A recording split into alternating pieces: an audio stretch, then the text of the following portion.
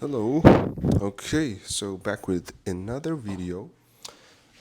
За энэ бичлэгийг болвол яг одоо их сургууль руу Америкийн их сургуулиуд руу apply гэж байгаа. Эссе бичээд сууж байгаа. 12 дугаар анги болон 11 дугаар ангийнхан бас apply дэг үл ах л та. Gap year авж байгаа сурагч нартаа зориулж энэхүү бичлэгийг хийж байна. За тэгэхээр ердөөсөө өмнөх бичлэгүүдээс ойлгоод байгаа ахынх нь одоо бодсон зүйл юу вэ гэхээр ерөөсөө яах юм байна. Нэг бичлэг дээр бол нэг л санааг барьж авч ярилцах юм байна гэж ойлгосон. Тийм ээ, өмнөх бичлэг дээр бол 8 санаа хуваалцах жагаад хэдүүлээ ганцхан санааг хуваалцаад дууссан байгаа тийм ээ. Одоо тэр санаа маань юу байсан бэ гэхээр чиний эхлэл гэдэг бол ердөөсөө бүх зүйлийг шийдээд хагжиж байгаа зүйл шүү. Эхний чи 4-5 өгүүлбэр дотор хэрвээ барьж авч чадахгүй бол хүний анхаарлыг татахгүй бол үнэхээр цааш нь өргөжлүүлж унших тэр сэтлийг тийм ээ өндөрт гаргаж ирэхгүй бол тэгэл хожигдсон тооцоорой гэж хэлж байгаа. Үнэхээр чиний тийм ээ онооч 1300 1400 1500 байж болно. Тэр эсээгээр онцгоорч гарч ирж ондоо сонирхолтой гоё мэдрэмж төрүүлэхгүй байх юм бол тэгэл ер нь бол дуусж байгаа гэсэн үг. Тэгэхээр маш чухал зүйл гэдгийг ер нь бол хэлүүлэлтгүй ойлгож байгаа байх. Одоо эсээний тал дээр. За тэгвэл өнөөдөр нэг одоо эсээгээ чи хэрхэн яаж болох вэ гэдэг эсээгээ хэрхэн structure хийх вэ? Яаж одоо өөрийнхөө үзэл бодол санааг хүчтэйгээр илэрхийлэх вэ? Эсээгээ яаж бүр хав илүү болгох боломжтой вэ гэдгийг хэдүүлээ ярилццгаая. За тэгээд энэхүү тип маань бол ердөөсөө structure арай өөр болго. Тэгээд энэ Caden гэдэг Harvard тэнцэн 50 сургуулийн 50 эссе гэдэг номны хамгийн ихний эссе байж байгаа. Тэрийг уншихыг бас I highly recommended. Тэгэхээр яг энэ эссений structure-ыг нь хэдүүлээ өнөөдөр задлж ярьцгаая. Яагаад энэ эссе ажилласан бэ? Яаж одоо тийм ээ огт танихгүй хүний эссег ингээл уншиж байгаа шүү дээ. Бид нар чи admission officer-ийн хүмүүс гэдэг чинь тийм ээ. Тэгээд тэр эссег уншаал айгүй тийм bold claim хэлж байгаа байхгүй тийм ээ. Анх уулзсан хүндээ чи одоо жишээлх юм бол би бол тий одоо юу гэдгийг I am who I am тийм ээ. I know who I am. Би хэн гэдгийг мэднэ гэдэг юм уу тийм ээ. Тийм одоо дөвийлгсэн үг мөх шиг юм уу тийм ээ. Аюултай шүү дээ. Ер нь бол ямар ч байдлаар хүнд тусч болно. Тэгтэл тиймэрхүү үг мөгнүүдийг маш зөрөгтэйгээр хэлсэн байгаа юм. Гэхдээ тэгж хэлсэн ч гэсэндээ тухайн юунууд маань бол ажилсан байгаа юм. Тэгээд тэр ажилсан маань бол жирийн тохиолдол биш. Тухайн зүйлийг Кейдн гэдэг охин маш гоё найруулж хизээ хаана юу хэлэхээ маш сайн мэдчихсэн гэсэн үг. Тэгэхээр хэрхэн энэхүү хэсэг одоо бүрэн уншиж structure-ыг нь ойлгоснороо чи ч гэсэн өөрийнхөө хэсэг илүү зөв structure-тай хаана юу хэлэхээ мэдсэн тийм ээ. Илүү нөлөөллөө тийм ээ. Зөв үед зөв аргументаа гаргаж ирж зөв төгсгөлөө хийж өгч тийм ээ. Тэгээд зөв утга санаагаа гаргаж ирэх юм болвол чиний эсэ ч гэсэн яг түүнтэй адилхан хүчрхэг байх боломжтой юм шүү гэдгийг энэ бичлэгээрээ хэлье. За тэгэхээр хэрхэн тэгэх боломжтой вэ гэдгийг одоо сурцгаая. За тэгвэл structure одоо би та нарт ингэж яа. Одоо нэг ийм жишээ заяа. Одоо жишээлх юм бол шүдэ угаа. Та нар бүгдээрээ шүдэ угаацгаа заяа. За шүдэ угаацгаа шүү за. Гэт би одоо тий огт ингэ танил одоо чи намайг ерөөсөө мэдэхгүй заяа. Бичлэг энтри маань ерөөсөө үзэж байгаагүй одоо зүгээр чи төр ингэ анх удаага уулзж байгаа заяа. Тэгэл би чамайг шууд ингэ шүдэ угаа. Юу ярьдаг яах гэдэг вэ гэд тэгэхэр чи би ингэ заяа. Яагаад гэвэл шүд угаахыг би чухалчилдаг. Тэгэхээр чи ч гэсэн одоо шүдэ угаахыг чухалчсан заяа. Тэгэхээр явж шүдэ угаа. Гэт би чам руу ингэж унаа заяа. Doesn't make sense, right? It really doesn't make sense. Ямар ч утгагүй юм ярьж штт. No, fuck you л гинэстэй тий. Атцаа яриад байгаа чи.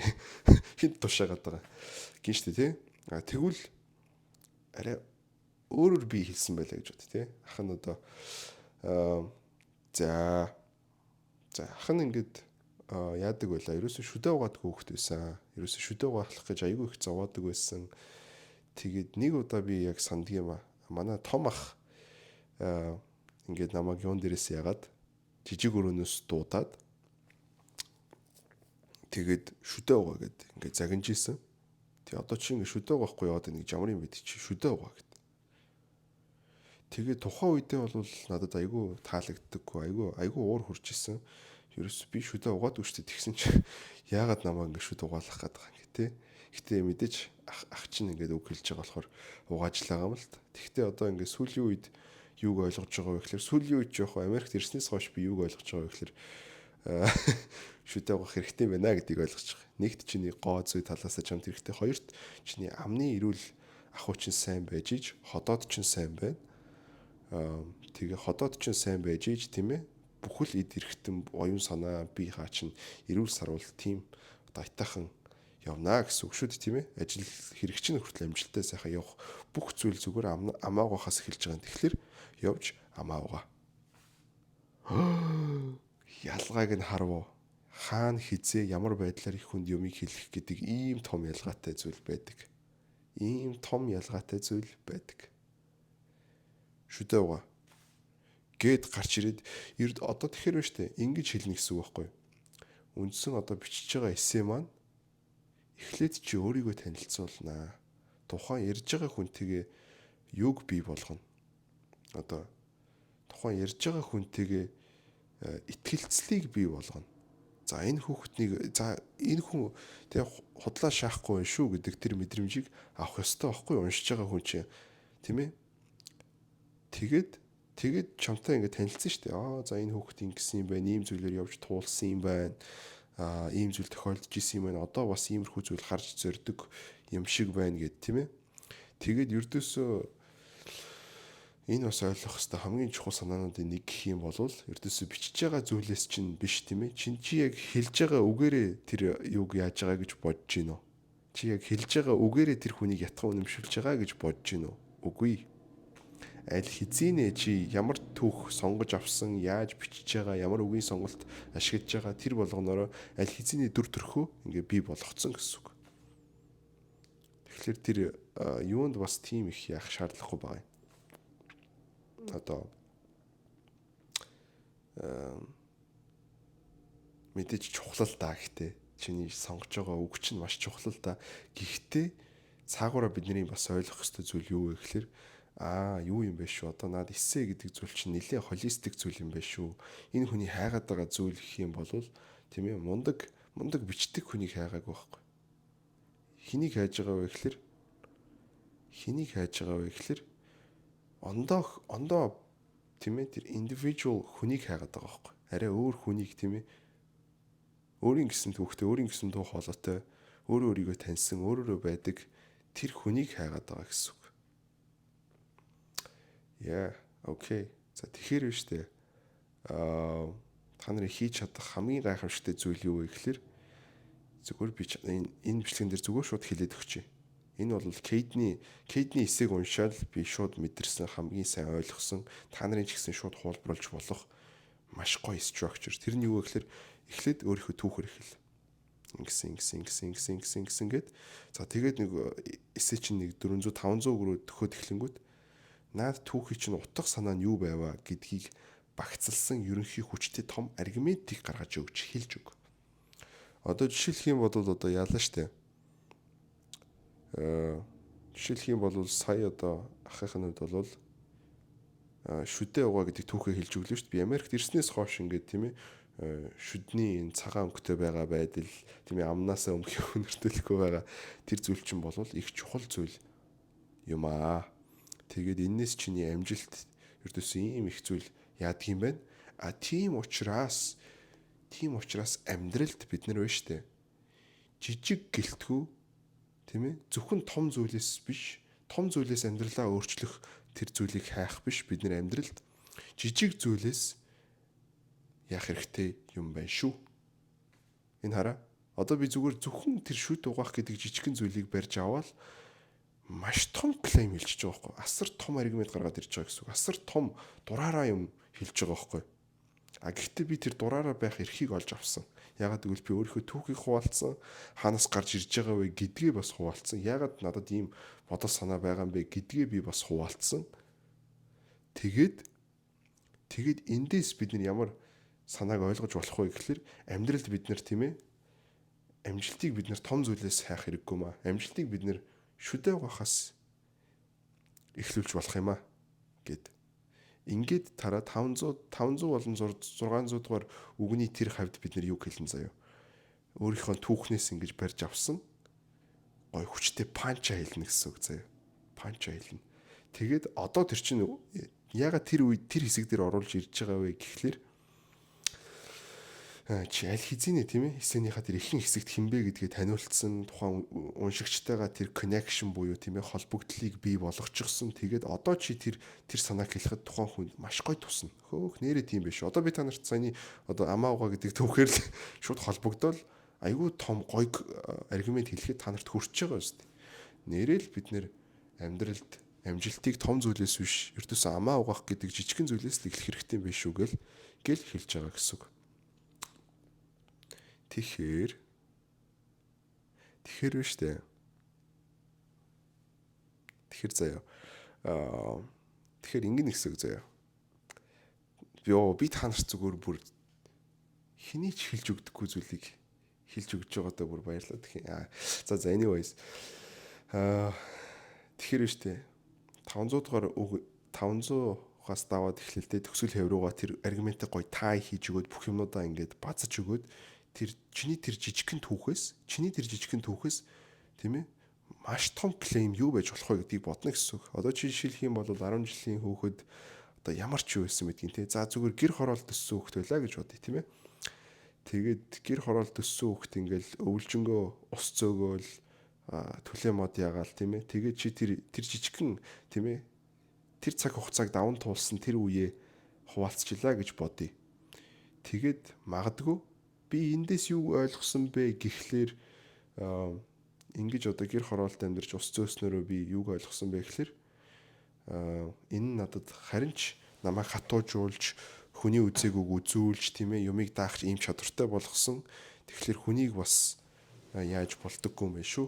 Зөвхөн одоо тэр сурсан сургууль амьдарсан орчноор нь хүнийг дүгнж болохгүй юм байна шүү. Ягаад гэх юм бол байранд өссөн өчнөө олон хүүхдүүдийг би харж байхад хүнтэй хүндлэлгүй харьцах, хүнийг одоо тийм ээ өөрөөсөө хүчгүй хүнийг дээрлэх ч байдаг юм уу. Одоо ийм зүйлийг би харсан. Харин одоо юу маань болвол тийм ээ одоо гэр хороолт өссөн тийм ээ түлэн өрс зөөж тийм хүнд хөдөлмөрийг ингэж туулж амьдэрсэн амьдрал маань болвол надад тийм ээ хинтэй ч адилхан байдлаар харьцахыг заасан юм аа. Хэнийг ч гадуурхахгүй байхыг тийм ээ заасан байдаг юм аа.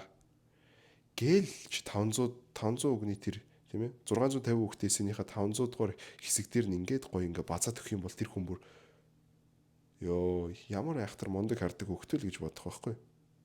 Бид нэр энийг чи бүр хуулбарлаж болно. Ягаад гэх юм бол яг хав чи энэ бол би чамд ерөнхий structure өгж байгаа шүү дээ тийм ээ. Ингээд иймэрхүү байдлаар бичиж болж байна.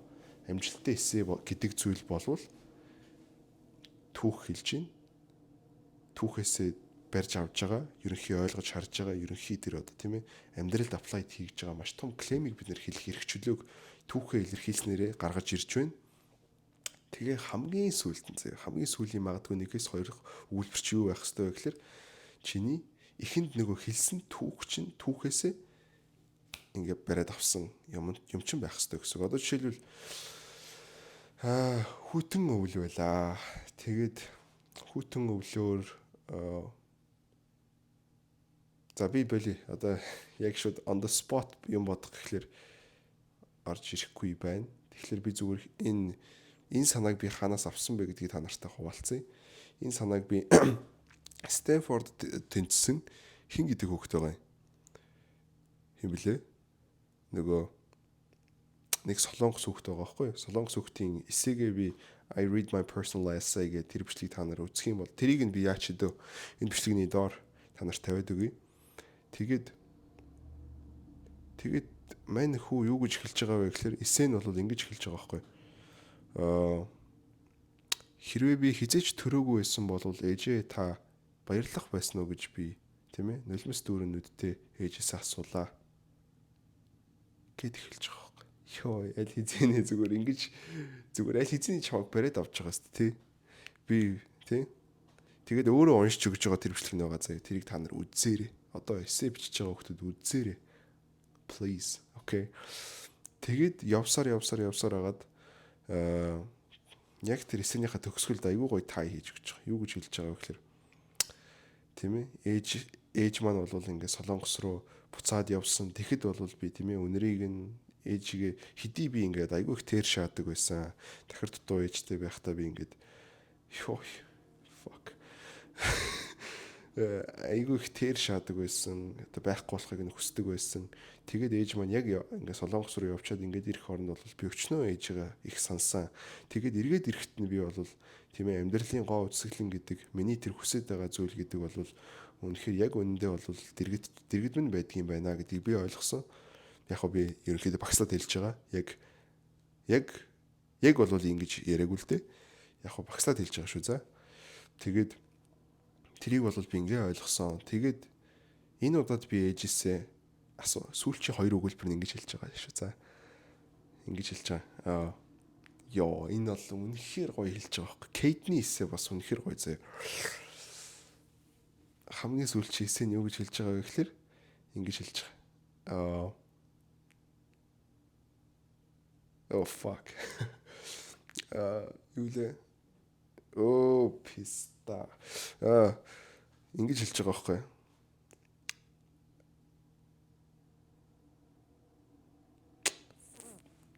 Ингэж хэлж байгаа байхгүй.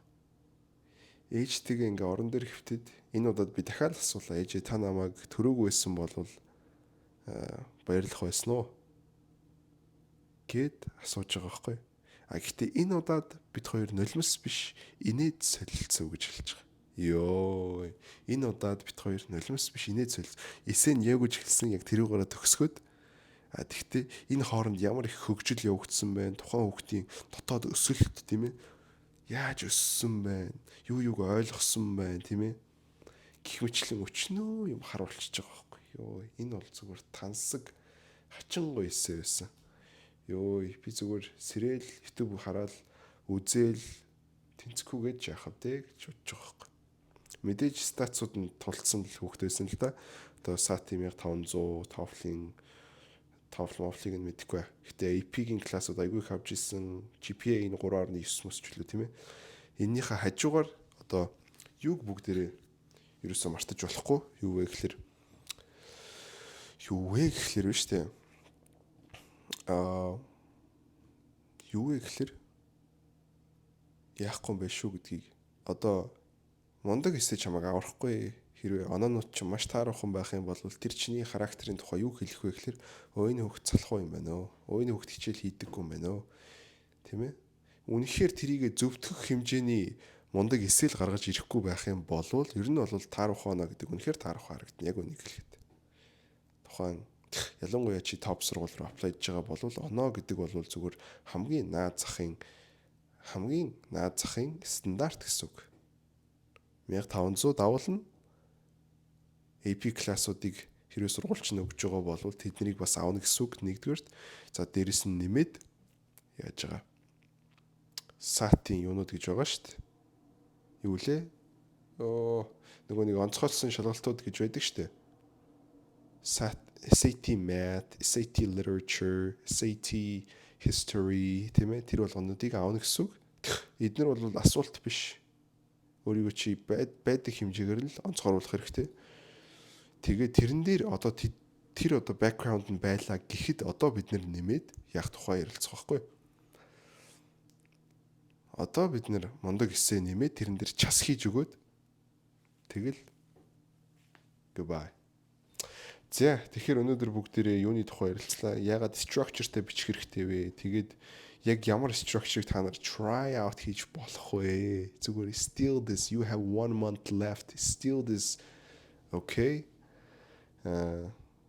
Тэгээд feel free to share your comments in the comment section. Тийм тэгээд одоо яг 10 11 дугаар анги 12 дугаар анги Америк руу суралцахыг зорж байгаа хүсэж байгаа дүүнер маань байх юм бол 30 минут үнгүй уулзалт хийгээд өгж байгаа. Тэр уулзалтан дээр яах вэ гэхээр яг одоогийн чиний гацж байгаа зүйлсүүдийг хоёулаа хамтдаа тодорхойлох болно. Юу юун дээр болохгүй байна тэднийг тодорхойлно. Тэгээд яг чамд зориулсан тийм ээ. Одоо 10 дугаар анги болвол жишээл 11 дугаар анги болвол эсвэл gap year авах гэж байгаа болвол үгүй болвол ч тийм үү тийм ээ. Тухайн нөхцөл байдал чинь тохируулсан action plan-ыг хоёулаа хамтдаа гаргах болно. Тийм. Тэгээд энэ бол 100% үн төлбөргүй хахан зүгээр хийгээд өгье гэж байгаа.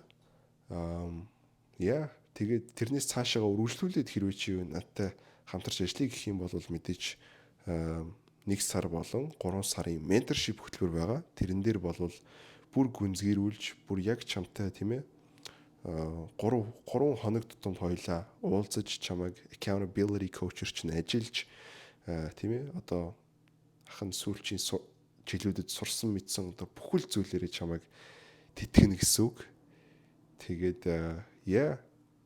гацалтанд хэрвээ байгаа болвол одоо тийм ээ яг юу хийхээ мэдэхгүй байгаа болвол тийм ээ нэг л урагшлахгүй байгаа юм шиг байгаа болвол чамд 100% тохирно гэсэн үг. Тэгээд 1-3 сарын дараа болвол тис ондоо төвшин дээр очисон байна гэдэгт огт эргэлзэхгүй байна. Окей. За тэгээд дараагийн имжлэхээр уулзтлаа. Түр баяртай. I think that's everything, right? Okay. I'll see you in the next one.